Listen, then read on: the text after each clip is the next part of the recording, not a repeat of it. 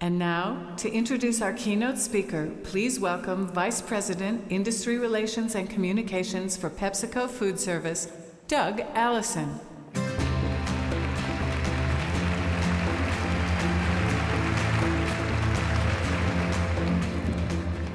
Well, thank you and good morning, everyone. PepsiCo Food Service is proud and committed to our partnership with WFF. I'm pleased to introduce our next speaker. As a practicing physical therapist, Elizabeth Lombardo came to realize that all positive change, including physical rehabilitation, requires the right mindset. To explore this idea further, she headed back to the classroom to earn her PhD in clinical psychology.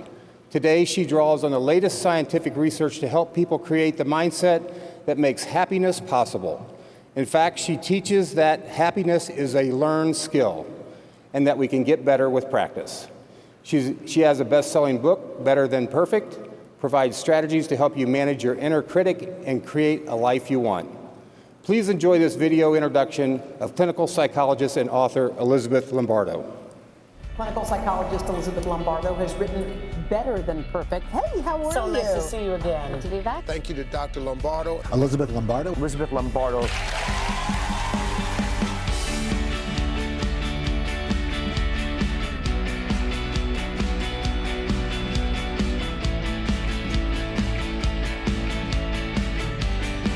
How common is the problem that these guys are having? It's extremely common. It's common for couples to disagree on child issues, and it's really common not to have this communication.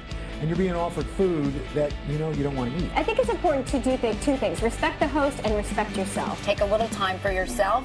It's not going to hurt anyone. It's going to make you better. Right, Elizabeth? Absolutely. So we always hear the airline saying, put your oxygen mask on first, right? Why? Because if you passed out from no oxygen, you're not going to be able to help others. What needs to be done to stop down the toxic worry? You need to take back control of your worry. Address your stress proactively and reactively.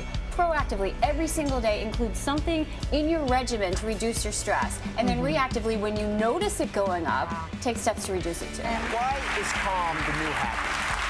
Calm is the new happy because as we get older, our definition of happiness actually changes. Happiness hangovers, that's a real thing. It's a real thing. So there, we anticipate events and we're so excited about it and the buildup is great and then they happen and it's, now what? We tend to do that. I should have done this. I should have said this. I call it, it's not failure, it's data. It's inevitable that each and every one of you will become happier if you follow the laws of science. Please welcome Dr. Elizabeth Lombardo.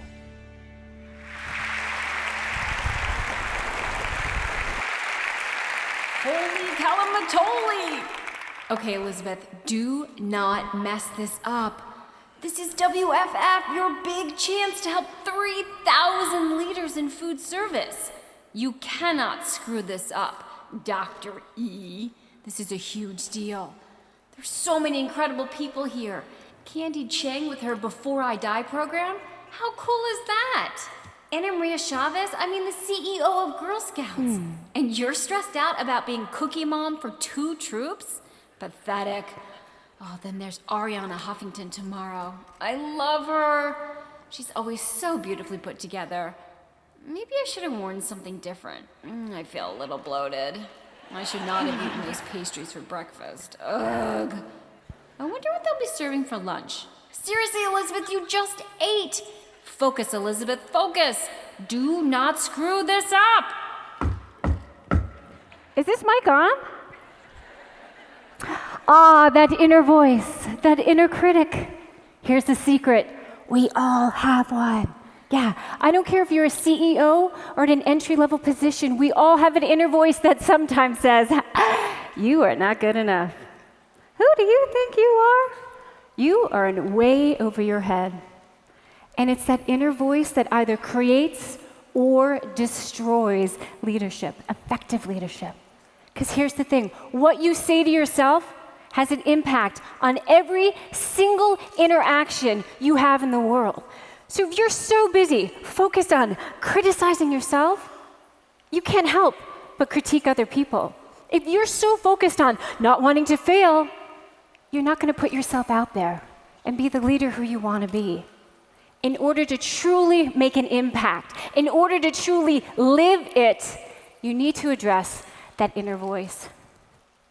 We've all heard of the proverbial glass ceiling in the workplace. Well, here's the thing. We also have an internal glass ceiling. An internal glass ceiling. How does it show up? In the form of perfectionism.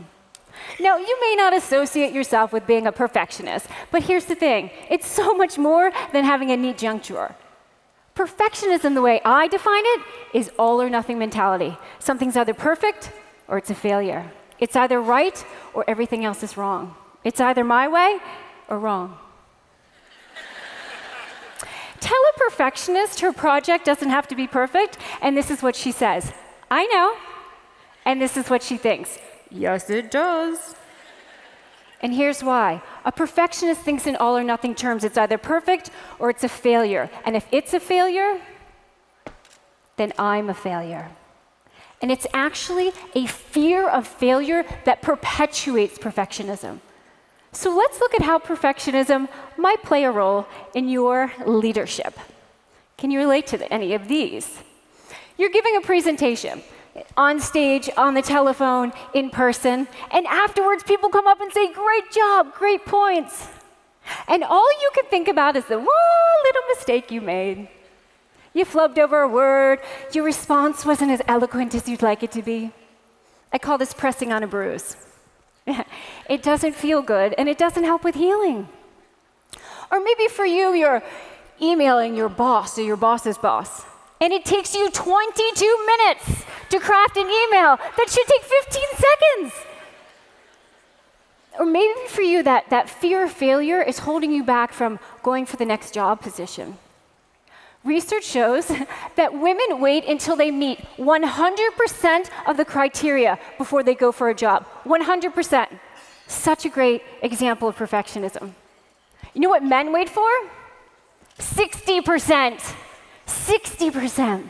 But no, women, we gotta have it all. Here's a question. How many of you, when you were applying to college, pulled out the course catalog, looked through all the courses, picked your courses, and made sure you had all that information before you applied to college? Of course not.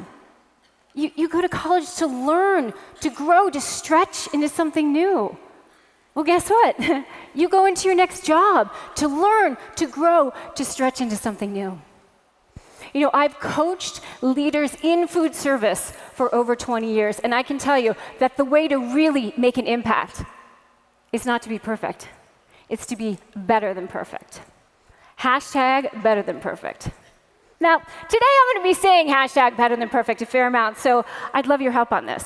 Every time I say hashtag, you're going to say better than perfect. Let's give it a try. Hashtag. Now I want you to whisper it. Hashtag.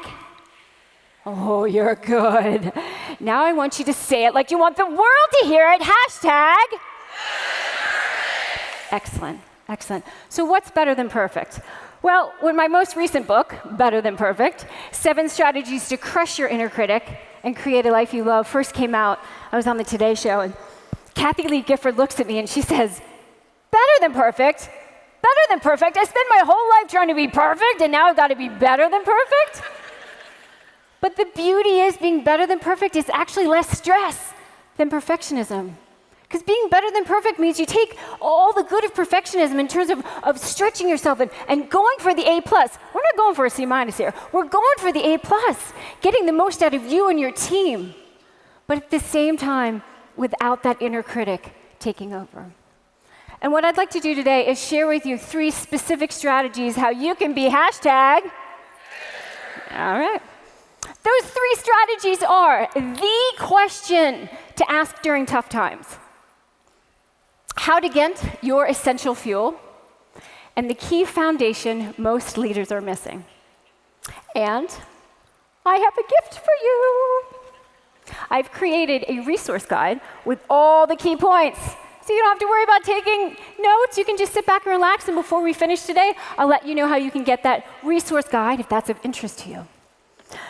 Before we talk about these strategies, I'd like to share with you a bit about how I came to be here, how I came to be on the stage. Early in my career, I had a private practice right here in Dallas, Texas, 4.7 miles from where we are right now. I Google Mapped it. And I worked with a variety of people dealing with what I would call self-leadership. And I started to realize that regardless of why people came to see me, so whether it was because they were overwhelmed with stress, or they were dealing with emotional eating, or their marriage or relationship was on the verge of dissolving, that regardless of why they came to see me, if I could see them before it got that bad, we could actually prevent things from happening, these bad things from happening. We could prevent it from happening. And so it became my mission to help people before they need the proverbial shrink couch. How was I going to do that? Well, I wrote a book that was going to change the world. Then I learned a little statistic. The average book sells about 250 copies its first year. And given I was going to ask my mom and my husband to buy about 100 copies, I had to get this message out there. I had to develop what you call a platform. That means being in front of audiences. The problem was, I was scared to death to speak in front of an audience. About 15 years ago, I got married. Awkward. And I was scared to death to have a videographer. I didn't want to have a videographer for my own wedding. My first meal with my husband, I'm like, do I have anything caught in my teeth? But when my book, Happy You, first came out, I started doing some local TV, and I started gaining some traction. But every time I was on TV, I was scared, nervous, because I didn't want to mess up. Then my big break came. I got the opportunity to pitch Oprah Winfrey and her new network for a TV show. And I created this new TV show. It was called Happy Hour with Dr. Elizabeth. Get it? Yeah. And I hired a whole team to come and make this video. Right? And I had the perfect lighting, and I had the perfect setting, and I had the perfect pink suit. I'm not sure why I thought that was a good idea, but the perfect pink suit. And I sat so eloquently and just spoke so perfectly. It really was a perfect video. And I shared it with a friend of mine. Her husband has his own show, so she's kind of in the biz. And I was like, look, it's perfect. And she watched it. She said to me, I hate it. She said, I hate it because it's not you. And that's where I came up with this concept of being better than perfect. And it's only by following the strategies some of which you're going to learn today, it's only by following these strategies that I can be in front of audiences of 50 to 15,000 around the globe, be in front of 7 million pairs of eyes. It's only because of following these that I can go out and live it and be the leader who I want to be.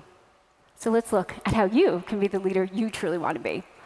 Our first strategy, the question to ask during tough times, the question. And that question, why?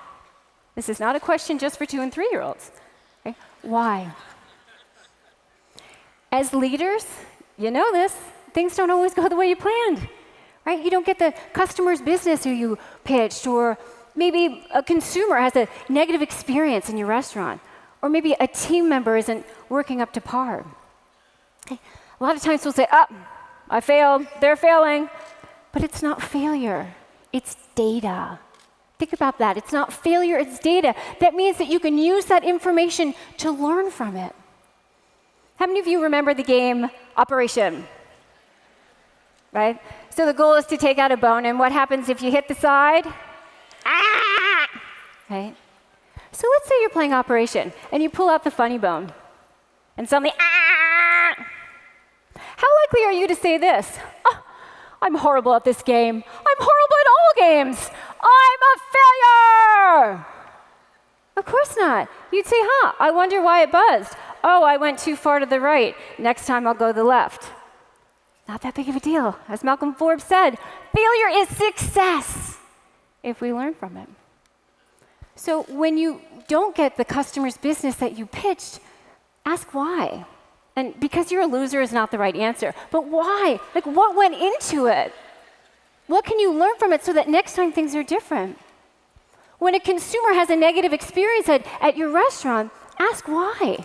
And the beauty is you can do all this on social media. They're complaining about you on social media. You can ask why on social media. You can make it better, and that can help you brand. When an employee isn't working up to their par, ask why. I was coaching an executive in food service a couple weeks ago, and she was telling me about one of her team members who was really struggling. He wasn't being productive, and She was really micromanaging him and on top of him and telling him everything he was doing wrong. And I said, well, why do you think he's not doing so well? And then I shared with her some research that shows that when you consistently provide positive feedback to your employees, productivity increases by 30%. 30%. So in a year, that's an extra 600 hours you can get out of each team member without paying them more and without having them work any additional hours. So when things don't go the way that you want, the question is simply, why? It's not failure, it's data. Second strategy I'd like to share with you today, how to get your essential fuel. Your essential fuel. Here's the thing. There are two, and only two ways that you are fueled with every action and every thought you have. And those are fear and passion. Now, over in the fear pillar are things like anxiety, worry, shame, guilt, panic, anger, frustration, stress. Stress, overwhelming stress, is not a great fuel to have to be an effective leader, is it? There's a structure in your brain called the hippocampus. And the hippocampus is in charge of certain memories. And research shows that when you are exposed to chronic stress, like certain leaders in food service, that hippocampus literally shrinks in size. So have you ever noticed that you can't remember anything when you're stressed out? Yeah, there's a biological reason for that. When you're in fear, you're in judgment mode, criticizing what's wrong. You are shoulding all over yourself. Yeah. It's okay. It's okay. I should work harder. I should go home sooner. You're shooting on everyone else, too. My team should be more efficient. My customer should know that I'm at WFF and can't respond to my emails immediately. Fear, stress, judgment, criticism, what's wrong? But then there's passion, and you can prance on over to passion. When passion fuels you, it's positive energy. It's motivation. It's the desire to make positive changes in this world. Instead of focusing on what's wrong like we do in fear, when we're in passion, we focus on what's right, what you want to create. You don't deny that there are problems, but you go right into problem-solving mode. Given what's going on, how can we change this? When you're in a place of fear, and don't take this the wrong way, okay? But when you're in a place of fear, you got a big butt. A big old butt. I want to have more women on my team, but we don't have a very strong applicant pool. I want to grow my business, but the economy's not really good. I want to go for that job promotion, but I'm scared. But is like a brick wall, and it stops you. So here's a question. And it's kind of an extreme example, but just play with me. Let's say the CEO of your company called you up on the phone and said, hey, you are incredible. You're making such an impact. You're really out there living it. I'm so impressed that I just wrote you a $1 million check that I'd like to hand to you in person. But you have to be in New York, which is where I am. You've got to be in New York by 5 o'clock tomorrow. Now, how many of you would be like, $1 million? Oh, but it's in New York. Of course not. You'd prance on over to passion. Because when you're in a place of passion, you don't have a big butt. You've got a big and. $1 million, and it's in New York. What could I do? I could call American Airlines. I could rent a car. $1 million, I can charter a flight. Right? When you go from but to and, you go from fear to passion. So I want to have more women on my team, and the applicant pool isn't as strong as I'd like it to be. So what could you do? Mentor more women? Send them to more WFF events? Right? I want to grow our business, and the economy isn't great. So team, let's start being creative. I want to go for that job promotion, and I'm scared. So what can you do to overcome that fear? When you go from but to and, you go from fear to passion. And then you can be hashtag Oh, come on. You can be hashtag. Thank you. All right. Strategy number 3. The key foundation that most leaders are missing. The key foundation that most leaders are missing. Unconditional self-worth. Now, I'm going to explain what this means in a minute. But first, let me ask you a question. I want you to identify, just in your mind, a leader who you admire. Someone you really look up to. You look up to her leadership style. She may be in this room. She may be sitting right next to you. But just kind of picture that person in your mind. And then I'd like you to identify a leader who you don't really admire. You might find them ineffective, or maybe they're a great example of how not to lead. Yeah. And if she's sitting next to you, please don't say her name out loud. Like, let's just keep it inside.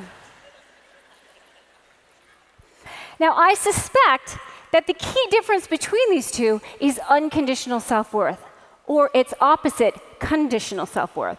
So let me share with you what conditional self-worth means. When you have conditional self-worth, it means you believe in yourself if. I believe in myself if people admire me or are impressed by me. I believe in myself if people agree with me. I believe in myself if I feel superior to others. Okay? Leaders with conditional self-worth can present in a variety of ways. On one hand, they're the narcissist, the bully. My way is the way. These leaders love to talk, but not listen. Even when their mouth is closed, they're not listening. They're thinking about what they're going to say next. Yeah. These are the people who like to be catty, right, or gossip. I don't mean to be, gossipy, but we know people like this, right? On the other end of the spectrum, for leaders with conditional self-worth, are the people pleasers, the indecisive leader who doesn't want to make anyone upset because then she'll feel bad about herself. Leaders with conditional self-worth do not like feedback. They either dismiss it, she's jealous, or they personalize it. He hates me. Leaders with conditional self-worth operate from a win-lose platform. If I win, then you lose. And if you win, then I lose. We all know leaders like that, don't we? And here's the thing. A person cannot effectively lead themselves or others when they have conditional self-worth, because they're so busy protecting themselves, their ego, their sense of self. Now let's contrast that with a leader with unconditional self-worth. And when you have unconditional self-worth, you believe in yourself because of your values, your strengths, your character. It's not what other people say or do, it's who you are on the inside. Leaders with unconditional self-worth do not have to be right all the time. They're very open to ideas. And at the same time, they can be very decisive. I do a lot of training in corporations on diversity in the workplace. And I will tell you this, you cannot create an environment that is truly open to diversity unless you address unconditional self-worth.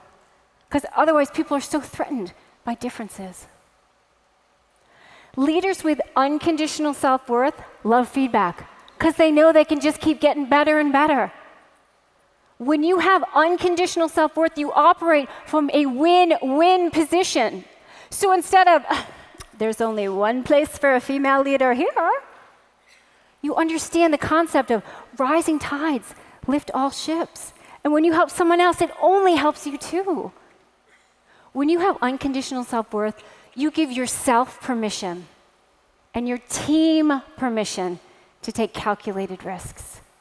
Calculated risks. You're not so fearful of failure. You put yourself out there and you let your team do it too. And that allows you to make the biggest impact possible. That allows you to create innovation. It allows you to have your employees be more engaged, your team be more engaged. And I'll tell you, the research on employee engagement is pretty spectacular. For example, research shows that when an employee is engaged, they are 84% less likely to leave a company. 84%. And with turnover costing US companies over $11 billion annually, this makes good business sense too. So, now, let me ask you this question. How can you cultivate your unconditional self-worth? Well, I want you to go back to that leader who you identified earlier, the person you admire. And I want you to ask yourself, what's one characteristic that you admire in this person? Just one. Maybe it's perseverance. Maybe it's compassion, creativity, sense of humor. Whatever it is, just identify that one characteristic. And then ask yourself, what is one step, just one step, that you can take to embody that characteristic? So if it's perseverance, is there a project? Maybe you're letting go. Maybe it's an exercise project that you started in January and ended in January. If compassion is the characteristic that you chose, then how can you demonstrate that this week? And here's the thing, you don't have to quit your job and move to Africa and build water wells, right? We're talking about being hashtag. That's right. Can you hold the door open for someone this week? Maybe reach out to a colleague or a team member who's going through a tough time. Look for one step that you can take to embody that one characteristic so that you can cultivate your unconditional self-worth. So it's very simple. To cultivate leadership from the inside out, to really go out and make your impact, you're going to ask why. You're going to replace your big old butt with an and you're going to cultivate your unconditional self-worth. Now, it's time for me to make good on my promise. So I told you I would give you a resource guide if you are interested. And if you are, go ahead and pull out your cell phone. If you don't have your cell phone with you, you can just jot this down. You can do it at any time. You're going to open up your text messages. And in the number portion, you're going to put 72000. And just so you know, not only is it what we covered today, but I have an extra special strategy that I put on this. So text 7200, and in the message, just type guide. Does not have to be all caps. The perfectionists are like, all caps? No. It's good, it's fine. It's not case sensitive, we're good. So text 72000, type in guide, and you will get access to that resource so that you can always have it with you.